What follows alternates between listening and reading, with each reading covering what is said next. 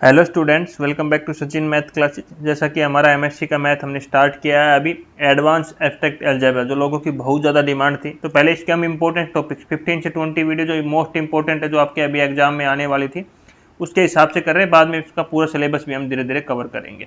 ठीक है, आपको नोट्स का पीडीएफ चाहिए तो नीचे एक टेलीग्राम चैनल दिया हुआ है और एक व्हाट्सएप ग्रुप दिया हुआ है, दोनों पे आपका नोट्स अवेलेबल है। ठीक है, जाके आप ले सकते हो। और एमएससी के मैंने अभी तक अप्रोक्सीमेट 12 से 15 मैथ कंप्लीट करा दिया है यूट्यूब पे, आप जाके वो भी देख सकते हो। सभी का लिंक नीचे डिस्क्रिप्शन में दिया। तो आज की हमारी थ्योरम क्या है बेटा? Prove that A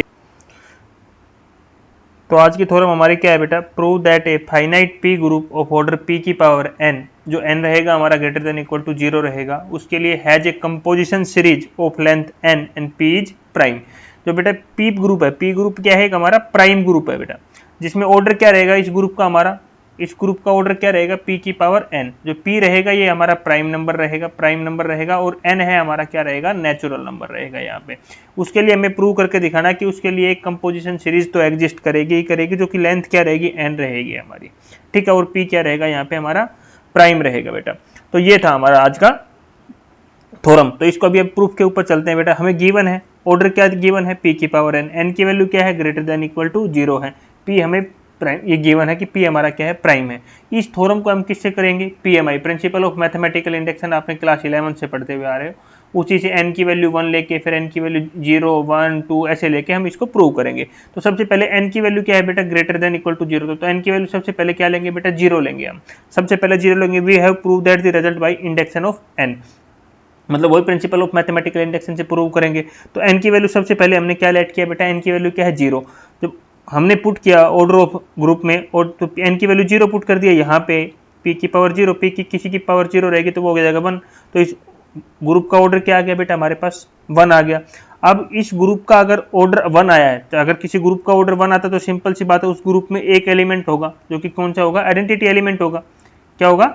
identity element होगा। और उस आइडेंटिटी एलिमेंट के लिए वो ग्रुप क्या है? खुद का ही सब ग्रुप है, उसके लिए कोई सब ग्रुप भी एग्जिस्ट नहीं करेगा। तो इस ग्रुप में एक ही एलिमेंट है, तो उसके लिए क्या सीरीज, हम क्या सीरीज बना सकते हैं? G is equal to G naught is equal to identity. ये एक कंपोजिशन सीरीज बन जाएगी उसके लिए। क्या इसको, इसके लिए ये आया हमारा, इस ग्रुप में एक सिंगल ऑर्डर आया है। सिंगल ऑर्डर आया है उसका मतलब उसमें एक ही एलिमेंट है। एक एलिमेंट है मतलब उसका क्या है? वो आइडेंटिटी एलिमेंट ही होगा उसके अंदर। जब उसके अंदर वो आइडेंटिटी एलिमेंट है तो बेटा उसके लिए हम क्या सीरीज करेंगे? G is equal to G naught is equal to identity. यही है, उसके लिए एक कंपोजिशन सीरीज बन जाएगी। ये कितने ऑर्डर की रहेगी? लेंथ क्या रहेगी बेटा इसकी? 0 रहेगी। तो n इज इक्वल टू 0 के लिए तो हमारी कंपोजिशन सीरीज एग्जिस्ट कर गई। अब बात करेंगे n is greater than equal to 1 के लिए, क्योंकि 0 के लिए तो हमने कर दिया, अभी ग्रेटर देन इक्वल टू 1 के लिए बात करते हैं कि ये चीज है कि नहीं है। यहां तो हमने ट्रू कर दिया, प्रूव कर दिया ना, कंपोजिशन सीरीज एग्जिस्ट कर रहा है। आगे के लिए हम चेक करते हैं। अब बात आ जाती है ग्रेटर देन 0, ग्रेटर देन 0 के लिए बेटा। अब हम सपोज कर रहे थे बेटा, यहाँ पे आप ध्यानपूर्वक सुनना, देखो अब हम सपोज कर रहे हैं बाय इंडक्शन कि जो ये एक सीरीज है p की पावर हमने m लिया यहाँ पे, ये क्या है? इसके लिए हमने सपोज कर लिया कि कंपोजिशन सीरीज एग्जिस्ट करेगी ही करेगी। पिछले में हमने जैसे प्रिंसिपल ऑफ मैथमेटिकल इंडक्शन में भी सेकंड स्टेप में क्या करते थे हम लोग? पहले में हम प्रूव करते थे, दूसरे में हम लेट करते थे। तो इसी में भी हमने क्या किया? हमने लेट कर लिया कि जो p की पावर m ऑर्डर है, इसके लिए कोई कंपोजिशन सीरीज एग्जिस्ट करेगी जिसका लेंथ क्या रहेगा? m रहेगा। हमने ये चीज मान के चले हैं। ठीक है, अब n क्या रहेगा? Greater than 0। n greater than 0 का मतलब क्या है कि n की वैल्यू बेटा ग्रेटर देन 1 होगी। और ऑर्डर ऑफ g हमें पता है p की पावर n है, p हमारा प्राइम है और n हमारा नेचुरल है। अब अगर किसी ग्रुप का ऑर्डर, बेटा आपने बीएससी अच्छी तरह किया होगा तो बीएससी में हमारी बहुत सारे थ्योरम में थी, अगर किसी ग्रुप का ऑर्डर प्राइम p की पावर n है तो उसके लिए सेंटर ऑफ g एग्जिस्ट करेगा। सेंटर ऑफ g को हम क्या लिखते हैं? जड़ g। क्या है? अगर किसी ग्रुप का ऑर्डर p की पावर n और p प्राइम है तो उसके लिए सेंटर ऑफ g एग्जिस्ट करता है। तो सेंटर ऑफ g एग्जिस्ट करेगा तो जिसको हम बोलते हैं जड़ g। अब ये कभी भी खाली नहीं होगा, इसमें कुछ ना कुछ तो एलिमेंट रहेगा। तो नॉट इक्वल टू आइडेंटिटी, हमने मान लिया ये खाली तो नहीं रहेगा, कुछ ना कुछ तो इसके अंदर रहेगा। इसके आइडेंटिटी के इक्वल तो ये नहीं रहेगा, मतलब इसमें क्यों? क्योंकि हमने p की पावर कुछ करेंगे, पुट करेंगे, तो उसमें कुछ ना कुछ एलिमेंट रहेंगे, आइडेंटिटी तो नहीं रहेगा वो। अब जब ये चीजें हो गई हमारी यहाँ पे, जब जड़ जी उसमें कुछ हमने ये पता चल गया कि जड़ जी जो हमारा है कि सेंटर ऑफ जी जो कि एग्जिस्ट कर गया हमारा। अब बात आ जाती है जब ये एग्जिस्ट कर गया बेटा, जब सेंटर ऑफ जी एग्जिस्ट कर गया तो आपने ये थ्योरम भी पढ़ी होगी कि जो ये जड़ जी है ये हमेशा सब ग्रुप रहेगा उस ग्रुप का। ये क्या रहेगा? जो जड़ जी है ये हमेशा उस सब उसका क्या रहेगा? सब ग्रुप भी रहेगा। दो चीजें यहाँ से पता चली, जब ऑर्डर ऑफ जी हमारा पता है पी की पावर एन है तो ये वो हमारा एक सेंटर ऑफ जी एग्जिस्ट करेगा जो कि आइडेंटिटी के इक्वल नहीं रहेगा। दूसरा वो जो जड़ जी है वो हमारा सब ग्रुप रहेगा जी का। दो चीजें क्लियर हुई। उसके बाद बेटा उसके बाद बोल रहा है कि हम निकाल ले ऑर्डर ऑफ जड़ जी अपॉन ऑर्डर ऑफ जी, ये निकाल ले। तो आपने इसको हम ये भी लिख सकते हैं या फिर इसको लिख सकते हैं ऑर्डर जड़ जी अपॉन ऑर्डर ऑफ जी। अब ये आपने लैग्रेंज थ्योरम से पढ़ा होगा कि अगर हम इसी किसी प्रकार दो का ऑर्डर निकाले तो हमेशा निचले वाला ऑर्डर ही हमारा क्या हो जाता है, फाइनल ऑर्डर हो जाता है। जो ये नीचे वाला, ये ऐसे अगर हम लिखते हैं इसे ऑर्डर निकालते हैं तो नीचे वाला जो ऑर्डर होता है वही हमारा हमेशा ऊपर पावर में लिखा, ऊपर जाके वही उसका ऑर्डर हो जाता है उस पूरे उसका पूरे का। तो इसमें ऑर्डर ऑफ जड़ जी अपॉन ऑर्डर ऑफ जी, तो ऑर्डर ऑफ जी नीचे है तो यही इसका क्या हो जाएगा, ऑर्डर हो जाएगा। ये कहाँ कौन बोलता है, ये लैग्रेंज थ्योरम बोलती है। ये लैग्रेंज थ्योरम भी हमने बीएससी में पढ़ी थी। तो इसका ऑर्डर भी क्या आ जाएगा, पी की पावर एन आ जाएगा। अब हमने ऑर्डर इसका पूरे ग्रुप का तो ऑर्डर निकाल दिया बेटा, यहाँ पे पी की पावर एन आ गया। अभी हमें तो चाहिए ना ऑर्डर ऑफ जी। तो बेटा ऑर्डर ऑफ जो जी है ये हमें बिल्कुल सिंपल सी बात है कि ये इससे छोटा तो होगा।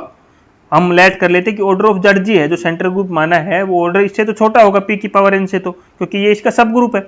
अब कुछ ना कुछ ऑर्डर होगा तो हम लेट कर लेते हैं कि इसका ऑर्डर क्या होगा, पी की पावर टी होगा। हमने लेट कर लिया कि इसका ऑर्डर क्या होगा, पी की पावर टी होगा। और जो टी करेगा वो हमारा कहाँ से कहाँ तक जाएगा, टी की वैल्यू 1 से तो बड़ी होगी बट एन 1 से इक्वल और एन के इक्वल और लेस देन रहेगी। ठीक है, अब हम एक चीज और लेट कर लेते हैं कि जो ये जड़ जी हमने लिया है इसके एलिमेंट्स, इससे एक जड़ एलिमेंट उठा लेते हैं, इससे कोई जड़ एलिमेंट उठा लेते हैं जो कि आइडेंटिटी के इक्वल तो नहीं है। जड़ हमने किससे उठाया, जड़ जी से उठाया जो कि आइडेंटिटी के इक्वल नहीं है। बट जो ऑर्डर ऑफ जड़ है बेटा, जो ऑर्डर ऑफ जड़ है ये तो बिल्कुल सही बात है कि उसका कुछ ऑर्डर हमने लेट कर लिया कि वो ग्रेटर देन 1 है। अगर हम सेम थ्योरम यही लैग्रेंज थ्योरम यहाँ पे लगाएं, ऑर्डर ऑफ जड़ अपॉन ऑर्डर ऑफ जड़ जी, तो बेटा ऑर्डर ऑफ जड़ जी ऊपर आ जाएगा। जड़ जी का ऑर्डर अपने अभी थोड़ी देर पहले निकाला था पीटी, तो यहाँ पे इसका ऑर्डर क्या आ जाएगा, पीटी आ जाएगा बाई लैग्रेंज थ्योरम। और हम यहाँ पे मान लेते हैं, लेट कर लेते हैं कि अभी हमें चाहिए ऑर्डर ऑफ जड़, छोटे वाला जड़, तो उसका हम ऑर्डर लेट कर लेते हैं पी की पावर एल, जैसे यहाँ पे हमने पी की पावर टी किया था। और एल हमारा कहाँ के बीच में एग्जिस्ट करेगा, 1 और टी के बीच में एग्जिस्ट करेगा। अब यहाँ पे देखो बेटा, इस चीज को मैं क्या लिख सकता हूँ, एक चीज आप याद रखना, हम यहाँ पे जड़ की पावर पी की पावर एल है, इसको हम सोल्व करेंगे तो ये हमेशा किसके इक्वल आता है, आइडेंटिटी के इक्वल आता है। ये चीज याद रखना, जड़ की पावर पी की पावर एल हमेशा किसके इक्वल आता है, ई के इक्वल, आइडेंटिटी के इक्वल आता है।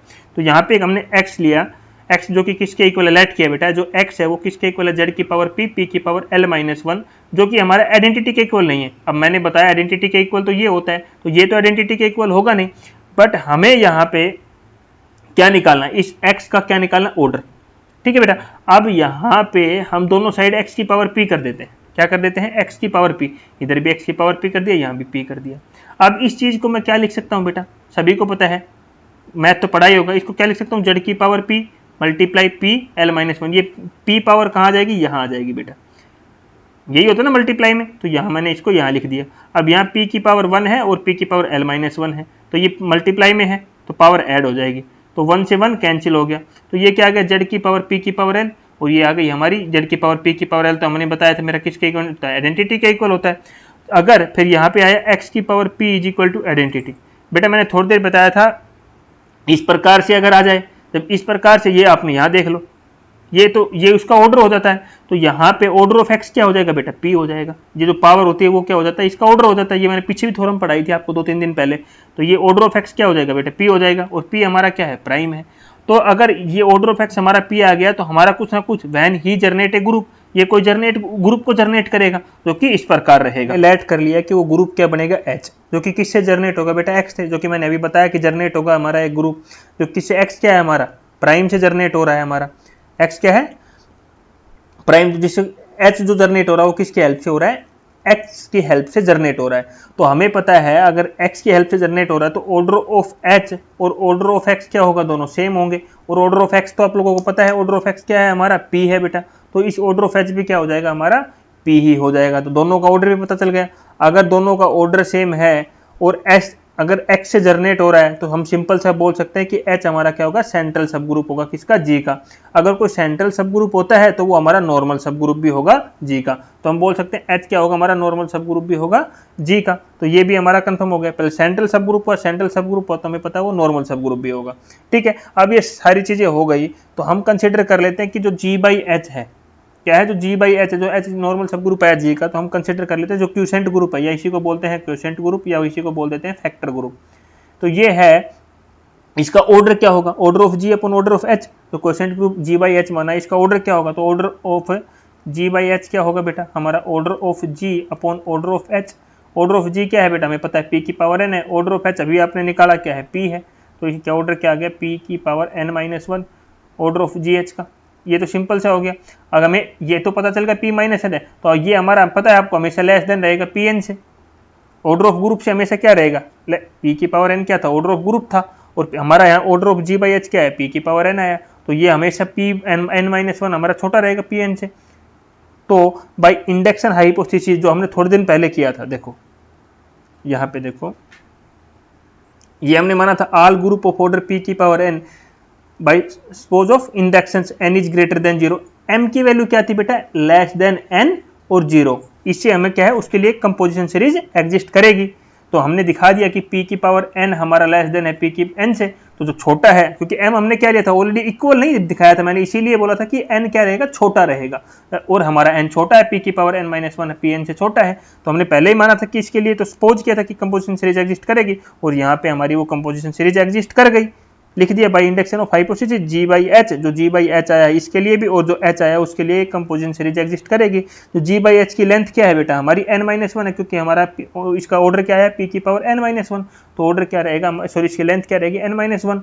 तो हमारा इसका अगर इसकी जो जी बाई एच की हम कंपोजिशन सीरीज बनाएंगे, तो सभी को पता है ये हमारी इसकी कंपोजिशन सीरीज बनेगी G by H is equal to G naught upon H containing G one upon H properly containing G two upon H G n minus one upon H. ये किसके इक्वल रहेगा बेटा, एच के equal रहेगा हमारा। ये बात ध्यान रखना आप। जब ये हमारा सारा चीजें हो गई, तो हमें बिल्कुल सिंपल सी कंपोजिशन सीरीज की हमें पता है कि जी आई प्लस वन अपॉन एच हमारा नॉर्मल सब ग्रुप होना चाहिए जी आई अपॉन वन का। अगर हम दोनों साइड से एच हटा दे तो क्या हो जाएगा, जी आई प्लस वन नॉर्मल सब ग्रुप हो जाएगा जी आई का।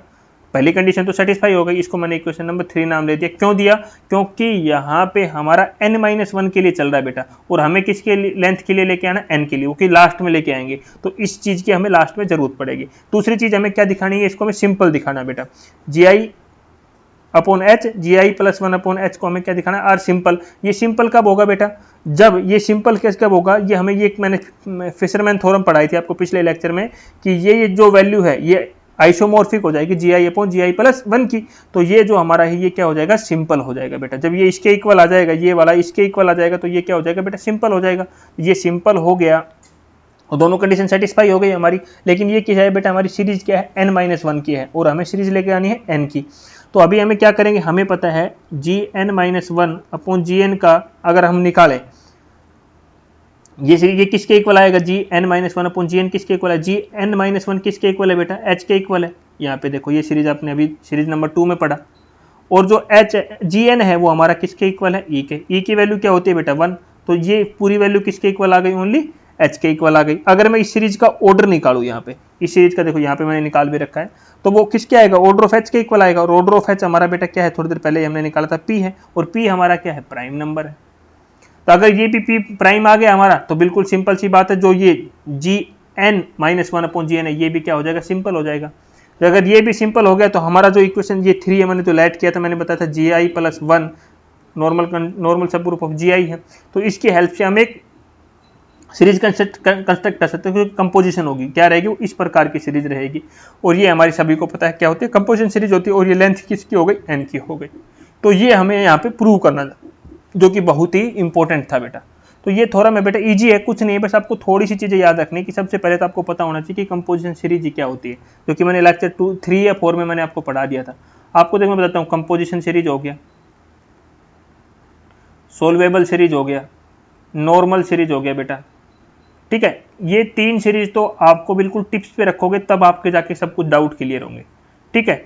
एक नॉर्मल सब ग्रुप सीरीज होगा हमारा, ये 4-5 सीरीजें हैं बेटा, इनको अगर आप याद रखोगे ना तो आपके लिए अच्छा रहेगा, क्योंकि आपको बार बार कंपोजिशन सीरीज क्या होती है, सोल्वेबल सीरीज क्या होती है, इनकी जरूरत पड़ती रहेगी। एक बहुत ही इंपॉर्टेंट चीज मैं आप लोगों के लिए लेके आया हूँ, ये सभी को पता है, हमारे पास एमएससी के कितने मैथ मैंने अभी तक पढ़ा दिया, सबको पता है। मैकेनिक्स मैथ पढ़ाया, कैलकुलस ऑफ वेरिएशन पढ़ाया, पार्शियली डिफरेंशियल इक्वेशन पढ़ाया, उसके बाद फ्लूइड मैकेनिक्स एंड सेम्शियोलॉजी मैथ जो कि आपको यहाँ पे दिख रहा है, फिर मैकेनिक्स ऑफ सॉलिड मैंने पढ़ाया, ऑर्डिनरी डिफरेंशियल पढ़ाया, कॉम्प्लेक्स एनालिसिस पढ़ाया, discrete mathematics and integral equation and boundary value problem, और अभी हमारा क्या चल रहा है, एडवांस एब्स्ट्रैक्ट अलजेब्रा हमारा यहाँ पे रनिंग है। तो बेटा ये सारे मैथ मेरे YouTube channel Sachin math classes, जो कि आपको यहाँ पे लोगो भी मैंने दिखा रखा है, यहाँ पे जाके आप चैनल को सब्सक्राइब कर लीजिए, आपको सारी चीज़ें मिलेगी।